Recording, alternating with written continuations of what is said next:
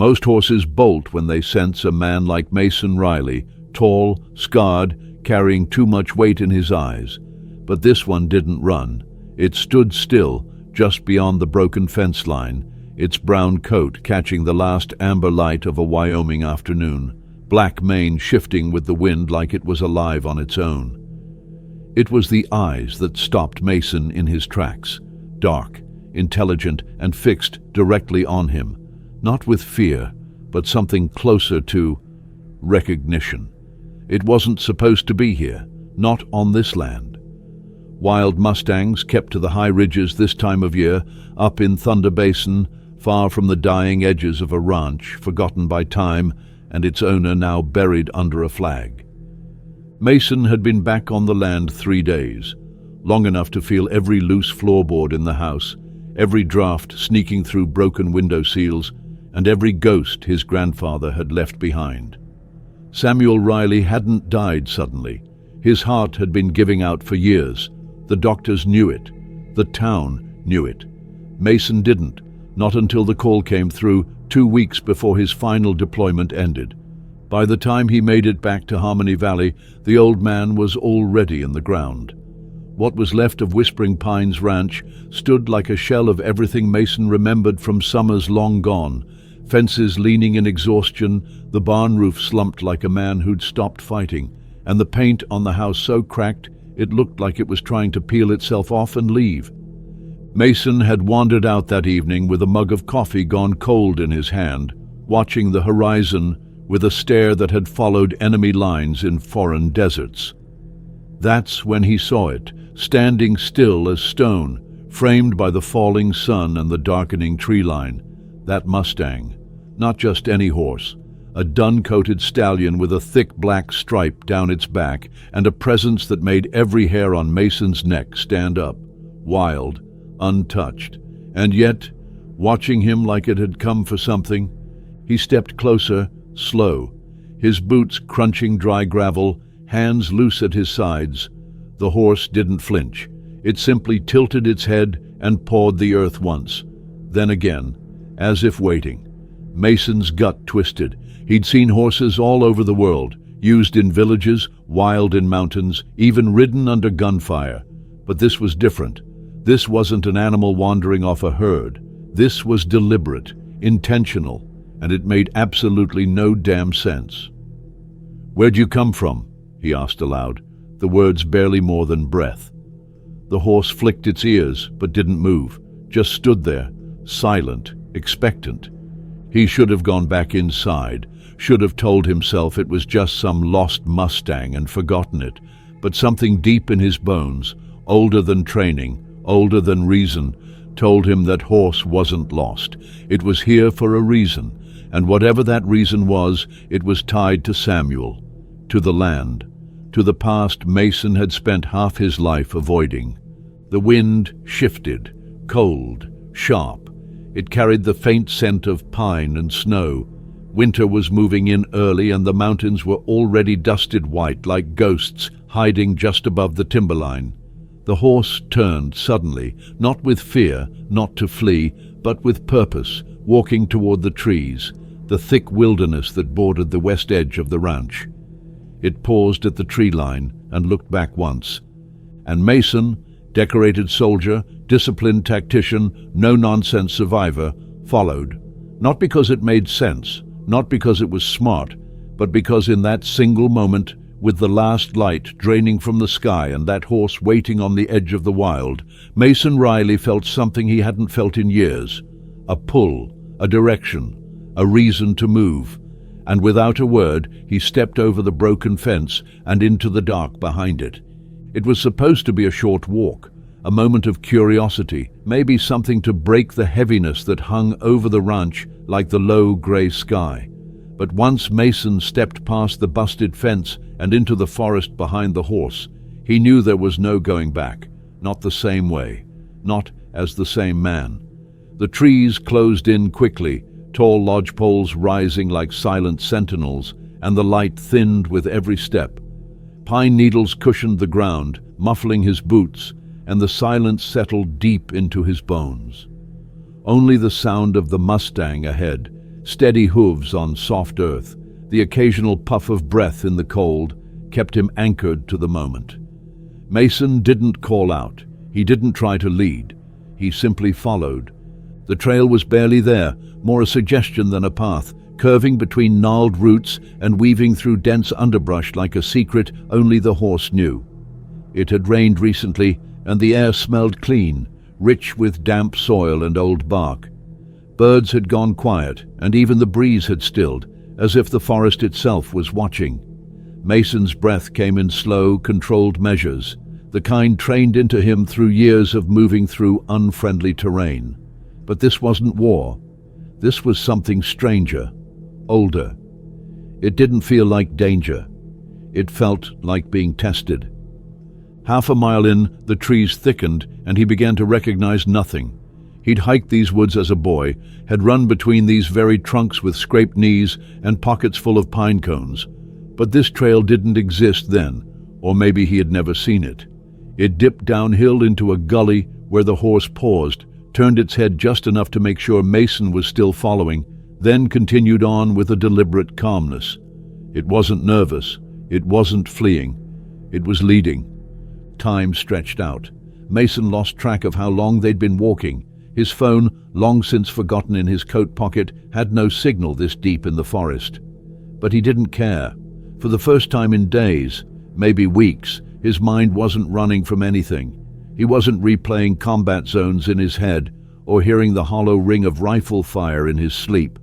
Out here, the noise quieted. The stillness pressed against him like a balm.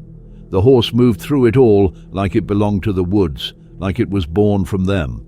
It climbed switchbacks Mason barely noticed, crossed shallow streams with practiced ease, and somehow always knew where the solid footing lay. Eventually, the forest began to change. The air cooled further, taking on the crisp bite of elevation. The trees grew shorter, more spaced out, and up ahead, a narrow clearing glowed in the muted light. The horse stepped through first, into a space that looked untouched by time. Mason hesitated at the edge. Something about the air in that clearing felt heavy, not with danger, but memory, as if stories clung to the branches here, waiting to be remembered. In the center stood a cabin, weathered, sagging, and half-swallowed by brush, but unmistakably human. Logs darkened by decades of sun and storm, a stone chimney leaning just slightly to one side, a door hanging askew on rusted hinges. There was no path leading to it, no driveway, no sign that anyone had been here in years. But the horse had led him directly to it. No hesitation, no wandering, straight to this forgotten pocket of the world. And now it waited again, standing still just beyond the porch, as if presenting Mason to the silence inside. He stepped forward slowly, drawn not by logic, but instinct. The boards creaked beneath his boots. The windows, thick with grime, revealed nothing. Still, something in his chest tightened. Not fear, recognition, like this place had been waiting for him. The Mustang let out a low breath behind him, then turned away and moved to the far edge of the clearing, grazing quietly beneath the pine boughs. Its job was done, at least for now. Mason stood on the porch, hand hovering near the doorknob, every sense alive, every part of him humming with the strange gravity of the moment.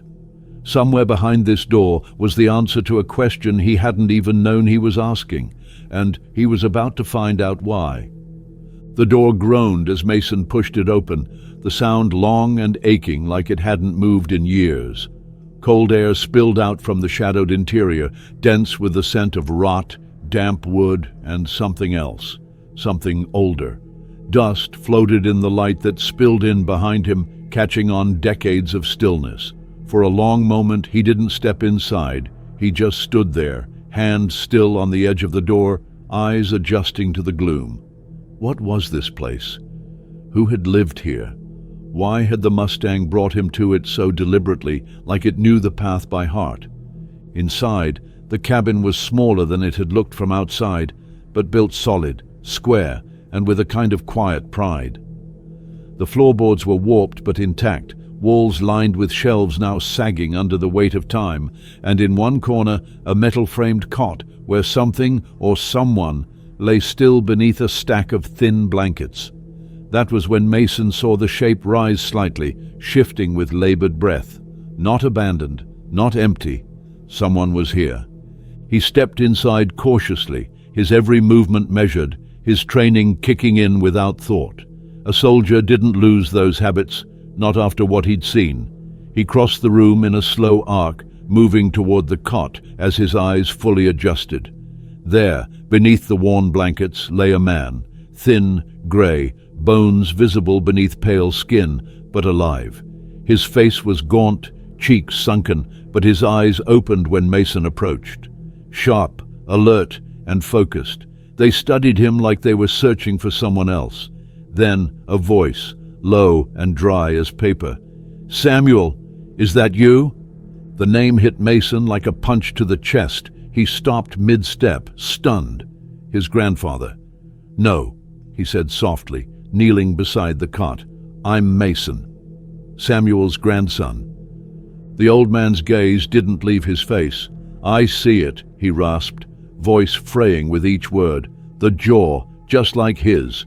A weak smile formed before a violent cough overtook him. Mason reached instinctively, lifting a tin cup from the bedside and holding it to his lips. The man sipped with effort, his fingers brushing Mason's, cold as stone. After a long pause, he exhaled slowly. "Name's Thomas Winters. I served with your grandfather, long time ago. Longer than either of us care to admit." Thomas's words came slow, fragmented, like a man who had stored them for decades and now struggled to let them go. He spoke of a jungle that never seemed to end, of mud and blood and steel, of nights without stars and days without meaning. He spoke of Samuel Riley as a man who led from the front, who didn't flinch when the world fell apart, who carried wounded men through hell and came back for the ones everyone else had written off. He didn't tell stories. He gave confessions, quiet, haunted truths. Mason listened in silence, a lump forming in his throat as each piece of the man he'd called Grandpa began to rearrange itself in his mind. There was no electricity in the cabin, no running water, just a small wood stove in the corner and shelves of canned goods, many rusted through. Mason noticed prescription bottles scattered near a wooden crate that served as a nightstand, most of them empty, labels faded from time and exposure. Some he recognized, strong painkillers, antibiotics, heart medication, the kind someone only took when there were no other options, and all of them untouched for too long. "You've been out here alone?" Mason asked, though the answer was obvious. Thomas gave a small nod. "Samuel used to visit, bring me supplies, talk. Didn't say much about his life, but he always made sure I had what I needed. Last time he came..."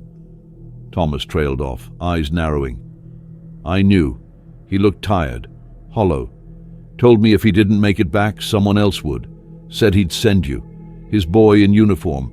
I thought maybe it was just the pain meds talking." Mason's stomach twisted. His grandfather hadn't just kept the ranch running in silence. He'd kept this secret too.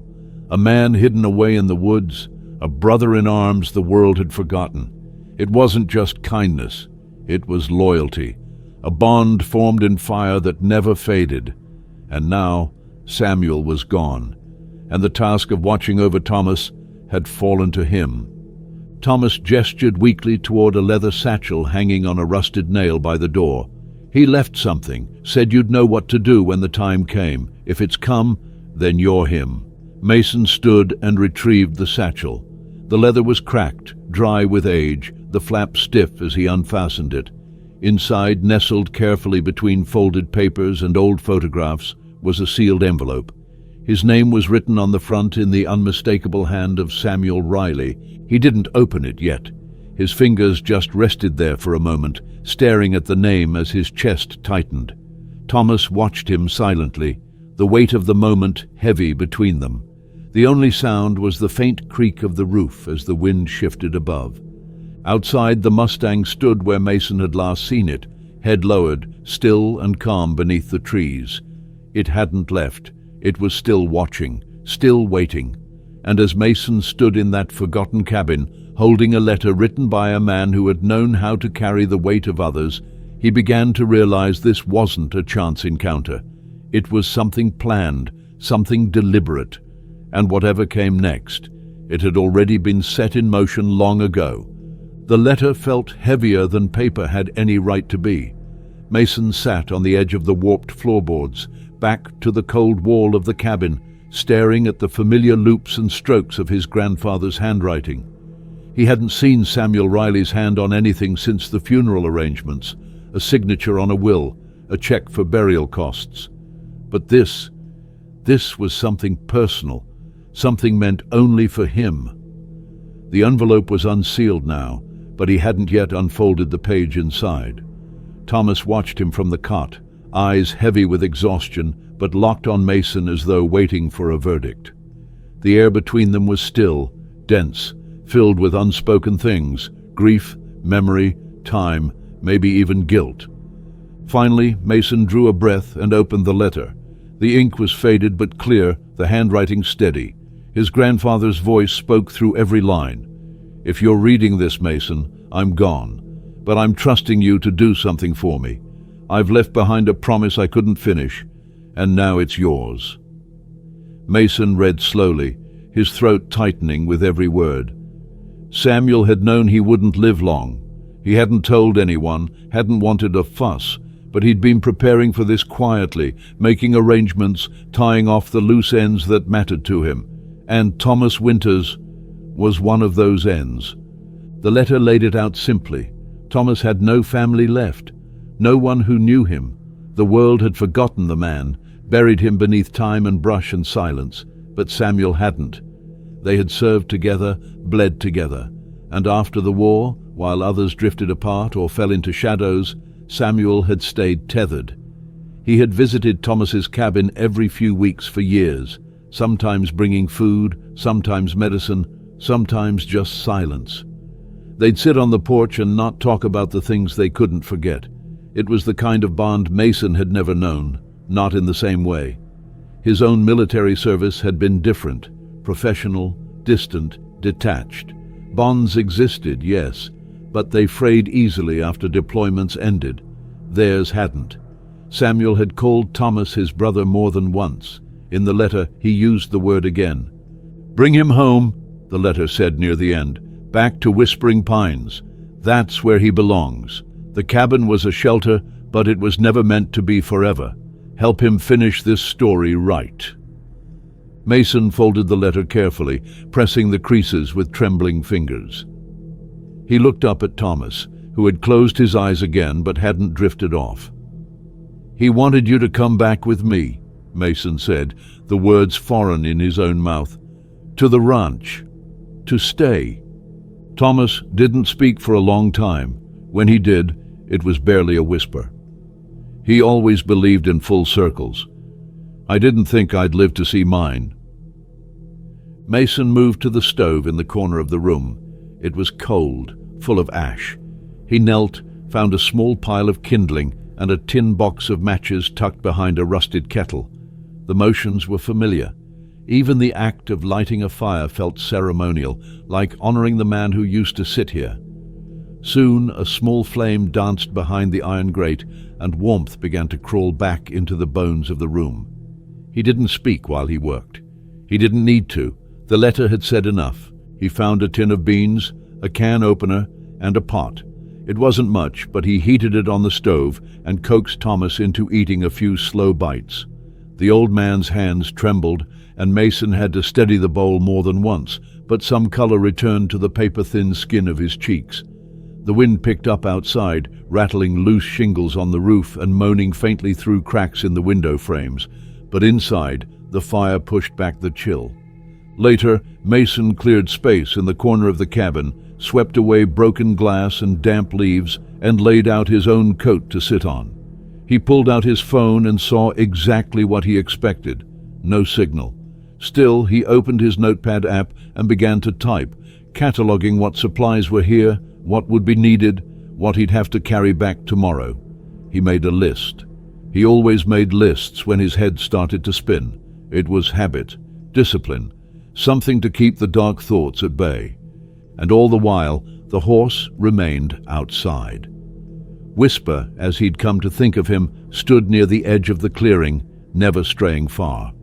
When Mason stepped out briefly to stretch his legs and check the perimeter, the Mustang turned its head toward him, blinked once, and returned to grazing. Not spooked, not wandering, just there, watching, anchored to the moment like a shadow that wouldn't drift. Back inside, Thomas was finally asleep, breath rattling softly in his throat. Mason covered him with an extra blanket and sat by the fire, letter in hand, eyes on the orange light dancing across the logs. He wondered how many stories his grandfather had never told, how much weight he had carried alone. The man had written letters during deployments, short and sparse, full of weather reports and updates about fence repairs, never anything personal. Mason had responded less often than he should have. The excuses were always the same: bad connection, not enough time, nothing new to say. Now he knew what had been unsaid on both sides, and now only one side remained to say anything at all. He stayed by the fire long into the night, feeding it slowly, letting the warmth settle in his joints and sink into the parts of him still braced for battle. And when sleep came, it came hard, dreamless, deep and silent, until just before dawn, when something outside stirred him. A low, steady sound, hooves on frozen soil, whisper moving through the clearing, not leaving, just circling, waiting for what came next. Morning arrived slow and grey, the kind of cold that seeped into your bones before your eyes even opened. Mason stirred to the soft crackle of the dying fire and the quiet rasp of Thomas's breath in the corner. For a moment, he didn't remember where he was. The smell of pine smoke and old wood, the heaviness in the air, the ache in his back from sleeping on a hardwood floor. It was all unfamiliar and yet strangely grounding. Then it all rushed back. The horse, the forest, the cabin, and the man in the cot who had once bled beside his grandfather in a place halfway around the world. Thomas was awake, but barely. His eyes, half-lidded, followed Mason across the room as he stood and stretched, joints popping in protest. "You stayed," the old man said, voice thin but steadier than the day before. Mason nodded. "I'm not in the habit of leaving people behind." Thomas gave a breath of a laugh that turned into a cough. "Just like him," he said after a moment, "stubborn to the end." Mason busied himself with small tasks, rekindling the fire, boiling water with what was left in a tin flask he'd found tucked under the sink, checking through the dwindling supplies on the sagging pantry shelves.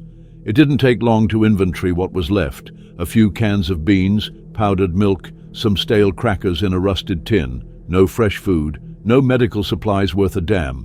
The bottles lined up near the cot told their own story. Names of medications Mason recognized from his own time escorting wounded soldiers. Painkillers, anti-inflammatories, sleeping pills. Most expired, many empty. Mason didn't ask how long Thomas had gone without proper care. The answer was already written in his hands, his sunken face, the rasp in every breath. "You said he visited often?" Mason asked as he carefully filled 2 cups, one with lukewarm water for Thomas, one with bitter instant coffee for himself. Thomas nodded, taking the cup with trembling fingers. "Every few weeks, sometimes longer, when the weather was bad. Always brought something: food, bandages, company. Your grandfather didn't say much, but when he did, it meant something." He paused. "You remind me of him more than you probably want to hear." Mason didn't answer right away. He sipped his coffee and watched the flame flicker in the stove. The silence stretched between them, not uncomfortable, just full. Finally he said, "I didn't know this side of him. He never talked about the war. He'd say he served, and that was about it. When I enlisted, he shook my hand and told me to keep my boots clean. That was it. No advice, no warnings, just silence." Thomas shifted, wincing at the movement. That was Samuel. Kept the pain locked up tight. Said if he talked about it, it would just spill into everyone else. So he buried it, same way he buried his medals. I only ever saw them once. After his heart attack, when I thought he wouldn't make it, he had them in a box under the floorboards of his old barn, alongside a letter he never sent to your father. That caught Mason off guard. He looked over quickly. He never mentioned a letter. Thomas nodded slowly. He wouldn't, but it was there, unsent, full of everything he wanted to say and never could. That was Samuel's way. He felt things deep, but he didn't let them surface. Outside, the light began to strengthen. The sun had climbed just high enough to burn away the fog clinging to the trees, and standing there again at the edge of the clearing was Whisper, still, patient, watching. Mason stepped outside, the cold biting through his jacket, and approached the horse slowly. "You always hang around like this?" he asked, voice quiet, not expecting a response. The Mustang flicked an ear but didn't move. Its eyes remained on Mason, calm and unblinking. It was as if the animal had no reason to be anywhere else. Mason reached a hand toward its muzzle, not expecting it to stay. But Whisper didn't flinch. The connection held. Back in the cabin, Thomas had drifted again. Not asleep, but somewhere between memory and rest. Mason sat beside him and said, "We need to get you out of here. The supplies won't last. Winter's coming in fast. I can get help. The sheriff, maybe a search team. We'll bring you back to the ranch. It's not perfect, but it's better than this." Thomas didn't object. His eyes closed, but he nodded once. "He said you'd come. I didn't believe it. Thought he was just hoping for something that wouldn't happen. But here you are." "I didn't come because I believed in signs," Mason said. "I came because that horse looked at me like it knew something. I followed it, and it led me here. That's all I know." Thomas cracked a faint smile. "That horse, your grandfather called him our guardian, showed up at the damnedest times. Thought we were crazy for seeing patterns in it, but the older we got, the more often it came around when something mattered. Once showed up the day Martha died. Just stood at the tree line, same as it did when Samuel passed. I figured it was just coincidence, but maybe not." The hours passed slowly. Mason built the fire higher, gave Thomas another few sips of water, and started prepping for the hike back. He'd need to bring supplies, call the sheriff, arrange for a med team. The old trail they'd followed could handle an ATV, barely, if someone knew the way. Before leaving, he tucked the letter into his coat and scrawled a quick note in the dust-covered ledger on the windowsill, a habit his grandfather must have had, judging by the older entries. "Monsieur Riley, October 17th, found Thomas, returning but to help." He stepped out of the cabin and looked once more at Whisper. The horse was waiting again, as though it had known he would leave and was ready to guide him back. Mason started walking. The forest ahead looked darker than before, thicker, colder, but now he had something he didn't have yesterday, a direction, a reason, a man waiting behind him, and a ghost walking ahead. The return hike felt longer, heavier, not because the trail had changed, but because Mason was no longer walking it in search of something unknown. Now he carried knowledge about his grandfather, about Thomas, about the quiet sacrifices that never made it into folded flags or funeral speeches. Each step back toward the ranch felt deliberate, like retracing his grandfather's footsteps through time, through silence. Whisper led the way again, the same calm, steady gait as before, weaving through pine and underbrush like it had walked the trail 100 times. Mason kept his pace steady, checking his phone every so often, but signal didn't reach this far. He wouldn't be able to call the sheriff until he was at least near the ridge. Still, urgency simmered under his skin. Thomas was too weak to stay another night in that cabin. If Mason didn't act fast, he might return with help and find the cot empty, not from absence, but from death. As the forest began to thin and the old fence line of whispering pines came into view, Mason felt a strange blend of relief and dread settle into his chest. He picked up the pace. The house looked the same, tired, wind-bitten, edges softened by disrepair. but it didn't feel the same. Not anymore. It felt fuller now. Not because anything had changed physically, but because its history had changed in his mind. Everything within those walls was connected to what he now knew. Letters never sent, bonds never broken, promises made decades ago that were only now coming due.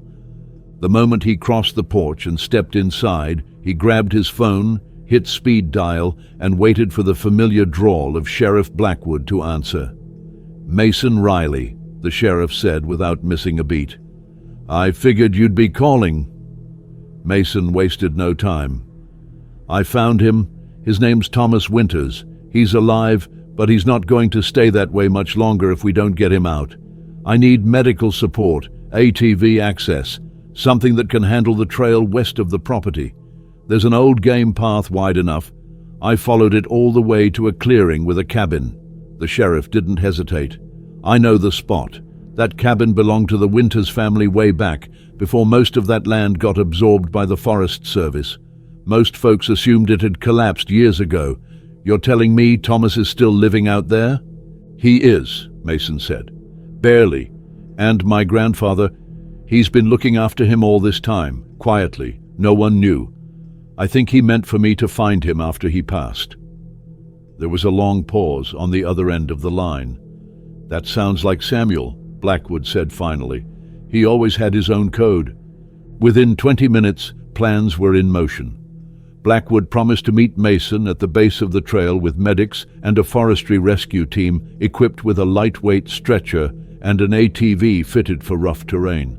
They had enough time to make it to the cabin and back before sunset if they moved fast. Mason didn't stop to rest. He packed a small bag with water, food, blankets, and his grandfather's old field thermos, filled with hot coffee. Then he stepped back out onto the porch, and there was Whisper, still waiting, standing in the same spot like a living compass. "All right," Mason muttered, tightening the straps on his pack. "One more trip." The hike back felt different now. Mason moved quickly but carefully, adrenaline sharpening every step. The forest closed in again, but it no longer felt like a place of mystery. It felt like part of the legacy he'd been dropped into without warning. He reached the cabin just as the light began to shift toward gold. The air had cooled, the sky hinting at the storm system forecasted for the weekend. Inside, the fire had burned low. Thomas was awake, but barely. Mason knelt beside him, checked his pulse, then offered a small sip of water and wrapped him in an extra blanket. "Help's coming," he said. "I kept the promise." Thomas's lips cracked into something close to a smile. "He said you would," he whispered. "Samuel always believed in you, even when you didn't believe in yourself." They didn't say much after that. The cabin held its silence like a sacred space, and Mason didn't want to disturb it. He stoked the fire gently, trying to keep the heat up until the rescue team arrived. Then he heard it, distant at first, the rumble of an engine, voices, the crunch of tires on pine needles and rock. He stepped out, waved toward the sound, and moments later, Sheriff Blackwood and 2 medics emerged through the trees, guiding an all-terrain vehicle fitted with a stretcher and emergency gear. Blackwood looked around, taking in the cabin, the horse standing calm and regal at the clearing's edge. "Damn," he muttered, not to Mason, not to anyone in particular. "This is something." The medics worked fast, checking Thomas's vitals, administering fluids, wrapping him in thermal foil and prepping him for transport. Thomas clutched Mason's wrist as they moved him, eyes fierce despite the tremble in his limbs. "The letter," he rasped. "Don't forget the satchel. There's more."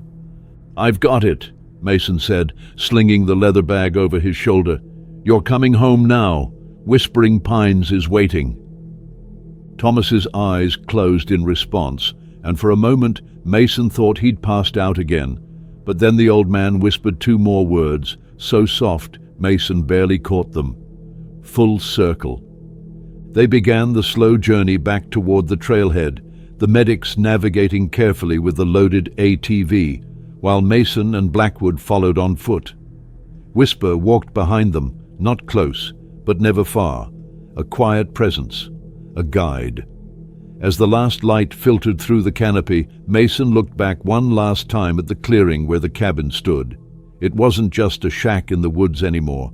It was a chapter, a hidden one, written in silence and kept alive by loyalty. When they reached the trailhead, an ambulance was already waiting. Thomas was transferred quickly, tubes and wires trailing like roots torn from the ground. Mason watched it all with a strange stillness inside him. This wasn't the end. It was a handoff, the beginning of a new responsibility. Before the ambulance doors shut, Thomas looked at Mason one more time. His voice was faint but clear. "Read everything. He left it for you." And then he was gone, lights flashing as the ambulance disappeared down the gravel road. Mason stood there, the satchel heavy in his grip. The Mustang stood beside the tree line, watching again.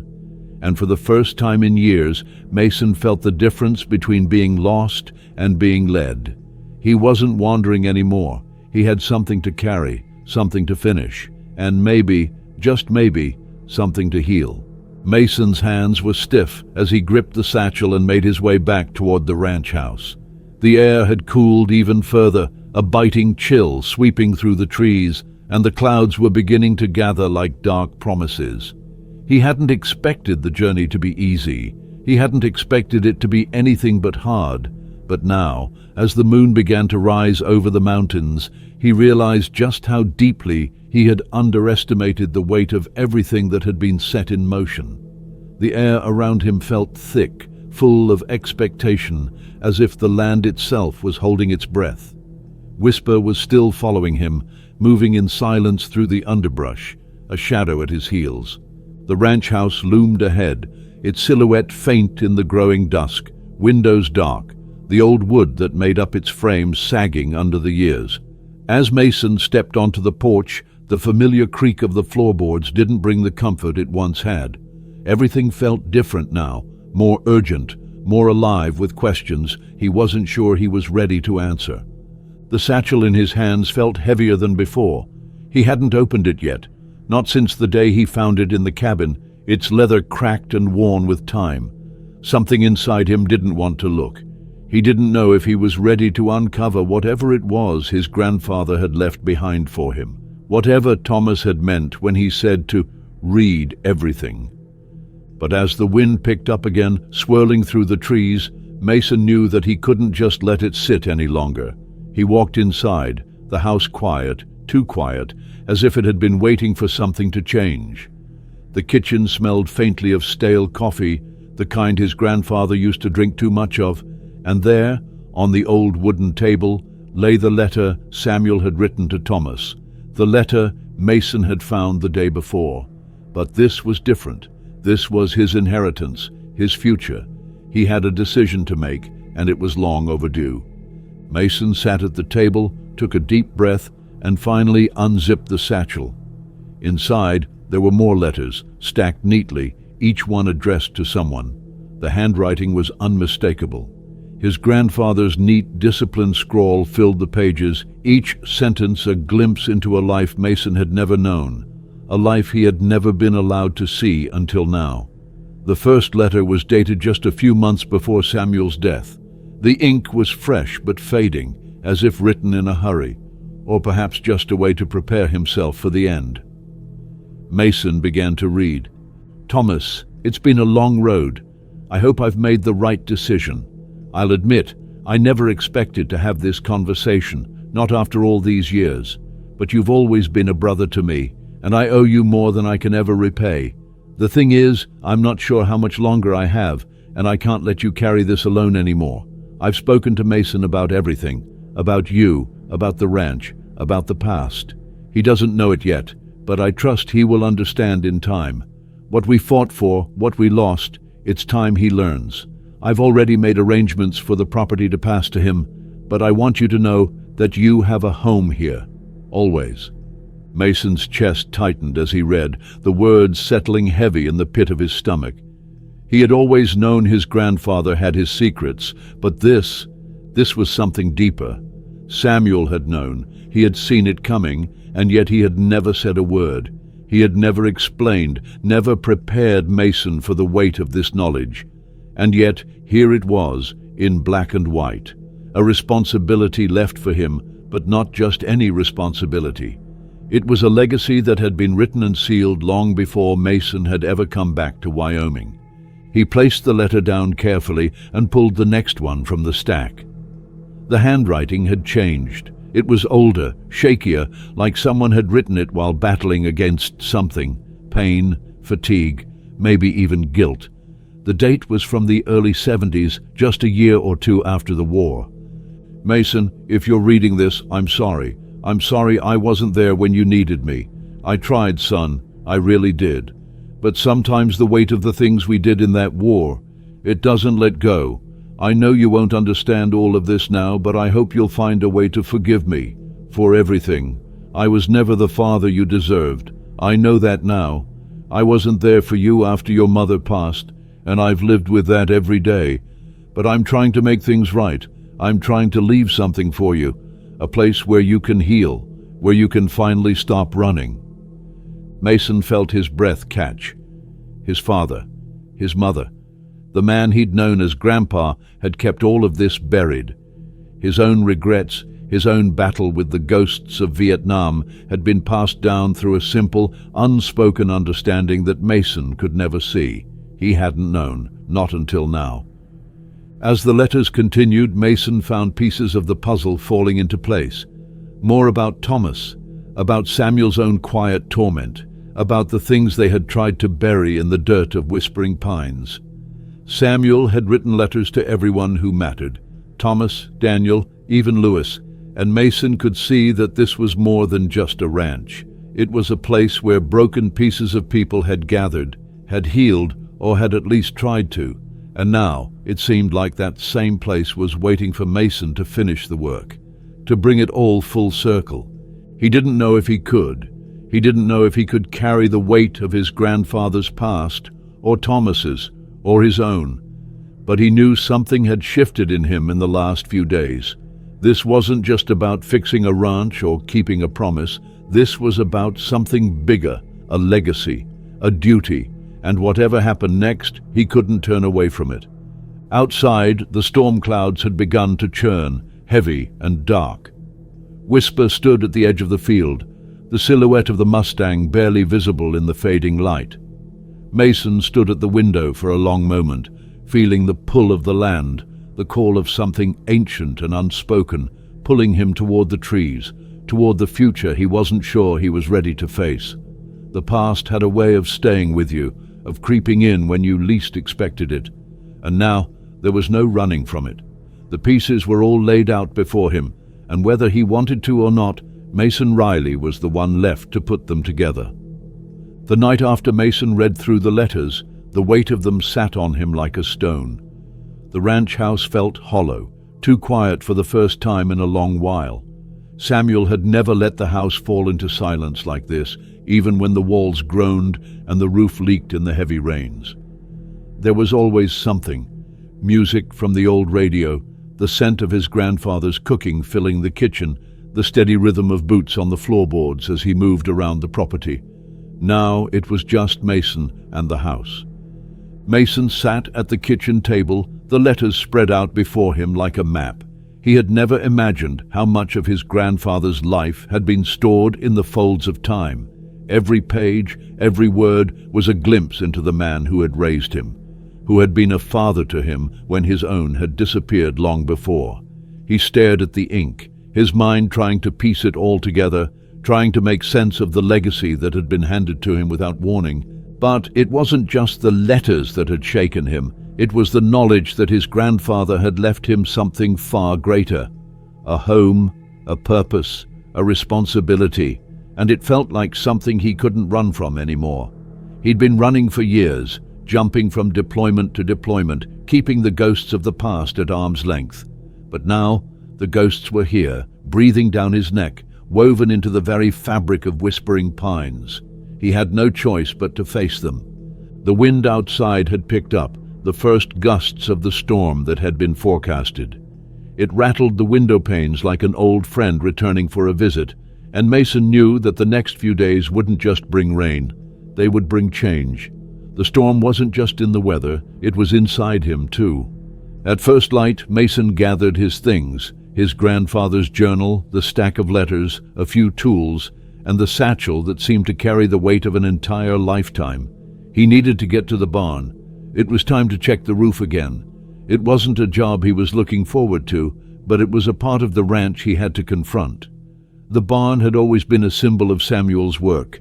It wasn't the biggest structure on the land, but it had stood there for years, solid, dependable. Samuel had always taken care of it, always made sure it was standing tall. But now, Mason knew it was a symbol of everything he had to fix. As he walked across the property, the sky darkening above, Mason saw the Mustang again. Whisper, standing near the fence at the edge of the pasture. The horse had been around for days now, moving in and out of the trees like a quiet sentinel. Mason had thought it was just a wild horse at first, a strange encounter that might have been pure coincidence, but it wasn't. Whisper had been there every step of the way, guiding him, watching over him. It wasn't just a horse, it was something more, something deeper, something his grandfather had believed in. Mason paused for a moment, staring at the Mustang as it stood there, regal and untamed, just beyond the fence. It was like the animal had been waiting for him, waiting for this moment, waiting for him to understand. And for the first time, Mason felt something shift inside of him. He didn't know how or why, but he knew he wasn't alone here. Whisper was part of the ranch now, part of what his grandfather had left behind. When he finally reached the barn, Mason stood in the doorway for a moment, looking at the roof. It sagged in a way it never had before, a reminder of how much time had passed, of how much had been neglected. Samuel had never allowed it to get like this. He had always patched the roof, nailed down the planks, made sure the barn stood strong. But now, it was just another part of the land, waiting for someone to breathe life back into it. Mason knew the roof was more than just a building issue. It was a symbol. The barn was where Samuel had spent so many years of his life, training horses, caring for the animals, keeping things running smoothly. And now it was falling apart, just like everything else that had been left behind. He had to fix it. He couldn't let it go. He wouldn't let it fall the way the rest of the ranch had fallen. It took hours, more than he had anticipated, but Mason worked through the morning, patching the worst of the roof, hammering down loose boards, replacing nails where they had long since rusted through. His hands were raw by the time he finished, his back sore from the bending and lifting, but he felt something in his chest ease. The roof wasn't fixed completely. There was still more to do, still more that needed attention, but it was a start. And for the first time, it felt like the land was listening to him. It wasn't just a job, it was a promise, one that he had to keep. The storm was getting closer now, and Mason knew the weather would turn soon. The first raindrops started to fall, cold and heavy. He hadn't expected it to hit so fast. He hurried back to the house, the heavy weight of the satchel still in his hands, the knowledge of the past pulling him forward. There were still more letters to read, more to understand, more to fix. As he stepped inside, the rain began to pour harder, the storm kicking up as the sky cracked with the first flashes of lightning. The house seemed smaller now, more intimate. He could hear the rain battering the windows, the wind howling outside, but inside it was still with history, still with the things Samuel had left behind for him to find, and it was all coming together. This ranch, these men, these memories. He wasn't just fixing a house. He was fixing everything that had been broken, everything that had been lost in the years of silence. Mason opened the next letter. This one was dated after the war, but still long before his father had died. "Mason," it began, "I didn't know how to be a father to you, but I tried. I know you'll never forgive me for the way I left. I couldn't deal with it. The war, it doesn't end. Not really. But I wanted you to know that I did it for you. Everything I did it so you wouldn't have to face what we faced. So you could have a chance at a life without all this blood on your hands. If I could have done things differently, I would have. But I did the best I could. I hope you can see that one day." Mason stared at the words, the ache in his chest spreading. His father had written this letter just before he died. And he had never known. He had never known that the man who had left him behind had been carrying his own guilt, his own pain, just as much as Samuel had carried his. The weight of everything Samuel had done, everything he had faced, had never been shared. It had been buried with the people who had come before him. It was all buried here, in the land, in the house, in the barn. And now it was his. All of it. All the brokenness and the history. It was his responsibility to heal it. Mason leaned back in the chair, the letter still in his hands. Outside, the storm raged. The wind howled through the trees, and the house groaned with the pressure of the coming rain. But inside, Mason felt something shift inside him. He wasn't running anymore. He wasn't carrying the weight of the past anymore. He was here now, here with the land, with Whisper, with the legacy of everything that had come before him. And for the first time, he knew what his grandfather had meant. He was part of this story, part of the full circle, and it was time to finish what had been started. The storm didn't let up for days. The rain came down in sheets, pounding against the roof with a relentless rhythm. The wind howled through the trees, bending branches low, and for the first time since he'd arrived at Whispering Pines, Mason felt like the land was speaking in a language he wasn't ready to understand. The noise of the storm rattled the house, but inside there was a strange quietness, a stillness that seemed to settle deep into Mason's bones. He spent the days working, repairing what he could in the house, checking on the barn, trying to catch his breath. But it was hard to escape the weight of what he had found in the letters. Samuel's words lingered in the air, thick and suffocating, as though they were hovering over him, waiting for him to make sense of them. There was no way to turn back, no way to pretend that he wasn't bound to this place, bound to these men's history. He had come here to bury his grandfather, to close a chapter he had long since abandoned. But in doing so, he had uncovered more than he ever intended. He had uncovered the story of a brotherhood, of promises made, and a legacy that had lived quietly in the shadows of the mountains. Each letter Samuel had written had peeled back another layer of the past. There were more memories, more stories, more fragments of lives that had been shared in silence. Thomas, Daniel, Lewis, each one of them had carried their own burdens.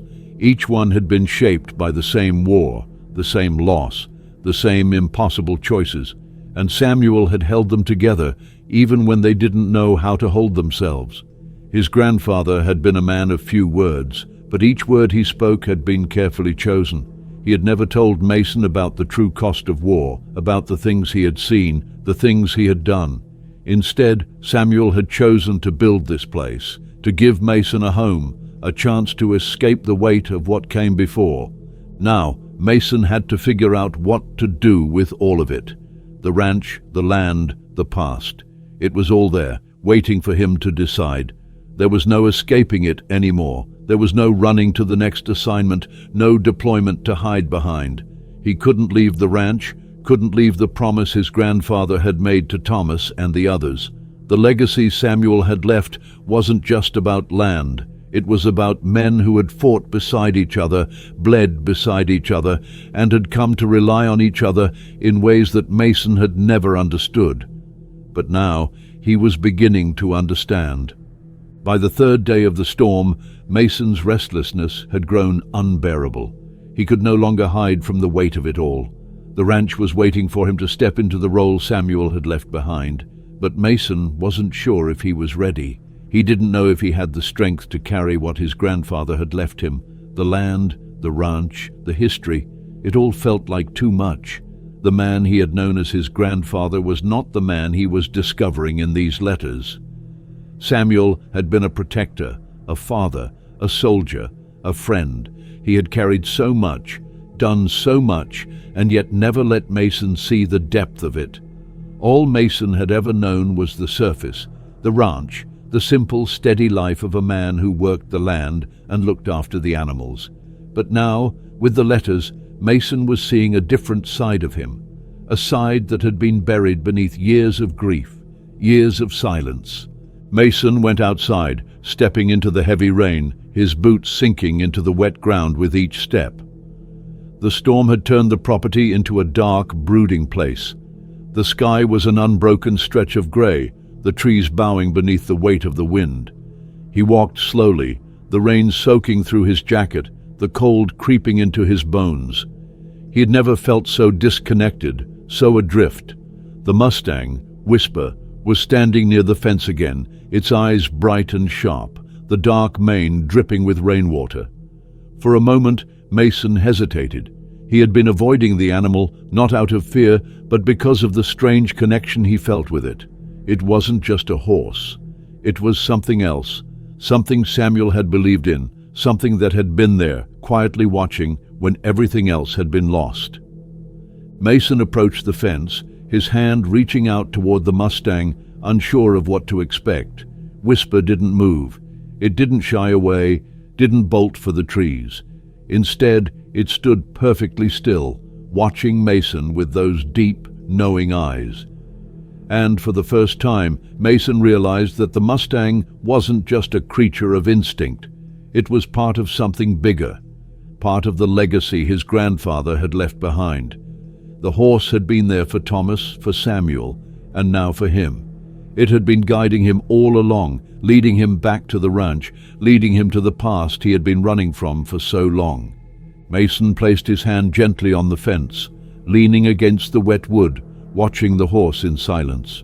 The rain fell in sheets, but the world around him seemed to pause, as if holding its breath. The land, the Mustang, the history, it was all connected, and Mason was standing in the middle of it, caught between the past and the future. He didn't know what to do next, didn't know how to carry the weight of what he had learned. But in that moment, with the storm raging around him, he realized something. He didn't have to do it alone. Whisper had been there for Samuel, for Thomas, and for Daniel, and now it was there for him. He wasn't carrying the past on his own. The Mustang was with him, guiding him forward, just as it had guided his grandfather and the others before him. As Mason turned to go back to the house, he felt a shift inside of him. The storm was still howling, but it didn't feel as overwhelming as it had before. The rain was still falling, the world was still spinning, but he wasn't running anymore. He was staying. He was here, at Whispering Pines, with all the history, all the memories, and all the promises Samuel had made. And for the first time, Mason felt ready to face it, to face what had been left behind, and to carry it forward. There was work to do. There were men to honor. There was a legacy to protect. And Mason wasn't going anywhere. Not now. Not ever again. The morning after the storm cleared, the air was still thick with the scent of rain and damp earth.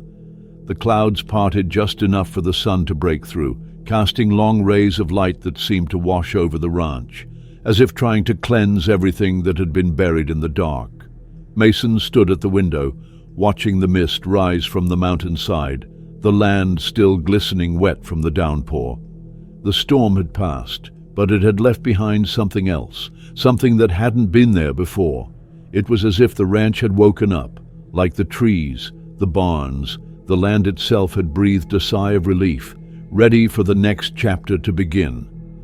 Mason had spent most of the night turning the letters over in his mind, the weight of them settling in his chest like a quiet storm. He couldn't ignore the feeling that he had inherited more than just land. Samuel's letters were more than just words on paper. They were fragments of a life that had been carefully constructed, layer by layer, like the ranch itself. His grandfather had spent years building something, not just for himself, but for others, for Thomas, Daniel, and the men he had served with. And now it was Mason's turn to keep it all together, to breathe life into the stories, the promises, the memories. Mason had never been a man of many words. He'd always let his actions speak for him, from the military to his solitary existence after his discharge. But now the weight of Samuel's silence had become a language of its own. The ranch was a conversation that had been started long before Mason had come home, and now it was his responsibility to carry it forward. He couldn't ignore the past any longer. The ranch, the Mustang, the men who had fought together. They were all part of a story that was still unfolding, one that needed to be told. The house was quiet, save for the occasional creak of the floorboards beneath his feet as he moved through the rooms. The walls were lined with old photographs of Samuel, his comrades, and the ranch in its better days. It wasn't just a place to live. It was a testament to everything Samuel had built, to the sacrifices he had made, and the legacy he had left behind. Mason's fingers brushed against the worn edges of a photograph on the mantel, a younger version of Samuel, standing proud with his arms around Thomas and Daniel. The smiles on their faces were the kind of smiles men who had seen war often wore, one that spoke of camaraderie, of survival, of something deeper than words could express. The thought of leaving, of walking away from this place, no longer felt like an option. He could feel the weight of the past in his chest, pulling him towards something that was bigger than his own doubts. He wasn't just inheriting land. He was inheriting a history, a legacy of men who had fought for each other, who had found a way to survive when the world around them had crumbled. Samuel had wanted him to understand that. He had wanted him to see what the ranch really meant, not just as a piece of property, but as a place of healing, a place where the broken could come together and rebuild what had been lost. Mason had seen enough of the world to know that healing wasn't always about fixing what was broken. Sometimes it was about accepting the cracks, understanding that they were part of the story, part of the process. His grandfather had carried those cracks for years, and now Mason had to learn to carry them too. He wasn't just holding on to the past, he was carrying it forward. And the weight of that responsibility wasn't something he could ignore. He could feel it in the silence of the house, in the weight of the letters, in the way the Mustang still stood by the fence, watching him. Whisper had been there every step of the way, waiting, patient, as if the horse had known that Mason wasn't quite ready to understand what it meant. The Mustang was part of the story, part of Samuel's legacy. It had always been there, in the background, a quiet sentinel. Mason wasn't sure if he believed in signs, but the more time he spent here, the more he realized that the Mustang's presence wasn't a coincidence. It was a guide, a protector, just like Samuel had been for his brothers in arms. By the time the afternoon rolled around, the rain had stopped, leaving the land saturated and heavy with the scent of pine and damp earth. Mason stepped outside, the weight of the satchel still slung over his shoulder. He had to keep moving. There was work to be done, and the ranch wouldn't wait for him to figure it all out. The barn was his first stop. The roof had held up through the storm, but there were still loose boards, still cracks that needed to be patched. He needed to make the barn sturdy again, to give it the same strength it once had. The land had been through so much. It had weathered storms, endured neglect, but it was still here, still standing. And now it needed someone to care for it, someone to give it the attention it deserved. Mason worked through the afternoon, his hands busy with the repairs, his thoughts drifting back to the letters. Samuel had written so much, but there was still so much Mason didn't understand. What had Samuel meant when he said it was time for Thomas to come home? What had he meant by full circle? The answer wasn't in the letters, but in the land itself. The way the trees stood tall, the way the earth seemed to hum with a quiet energy, told Mason everything he needed to know. The land had been waiting for him to return. It had been waiting for someone to come back and finish what had been started all those years ago. As the evening approached and the sun began to set, Mason paused in his work, leaning against the side of the barn. The Mustang was there, watching him again. The storm had passed, but the clouds still lingered, the sky a mixture of orange and purple, the first stars beginning to show themselves. It was peaceful here, in a way that Mason hadn't felt in a long time. For a moment, he allowed himself to feel the quiet, to take in the stillness of the world around him. He wasn't sure what the future held, or what the next chapter of the story would look like, but for the first time, he felt like he was ready to face it. He had been running for so long, searching for something that would make sense of his past, his choices, the life he had left behind. But now he was here. And here, with the Mustang watching from the edge of the field, the barn standing firm behind him, and the letters from his grandfather in his hand, Mason knew that he was exactly where he was meant to be. The journey wasn't over, not by a long shot. But for the first time, he wasn't alone in it. The land, the ranch, the Mustang, they were all a part of this story, and it was his story to finish. Mason turned back toward the house, the evening light casting long shadows across the yard, and with each step he took, he felt the past settle into place, not as a burden, but as a foundation. The promises had been made, the work was waiting, and Mason was finally ready to carry it forward.